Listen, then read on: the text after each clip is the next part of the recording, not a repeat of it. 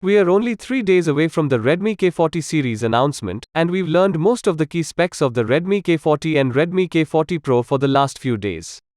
Today, we received more detailed specifications of vanilla Redmi K40 that had been spotted on Geekbench.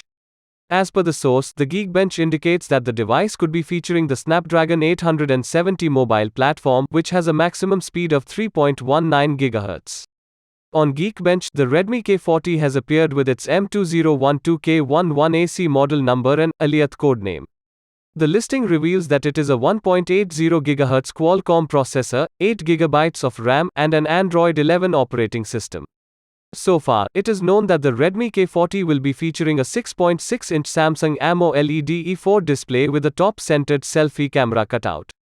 The new display technology is claimed to offer an enhanced viewing experience. Moreover, it will support a Full HD Plus resolution and a 120Hz refresh rate.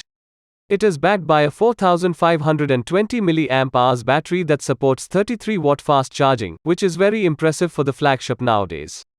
When coming to high-end Redmi K40 Pro, it also features a 6.67-inch AMOLED display with Full HD Plus resolution and a 120Hz refresh rate.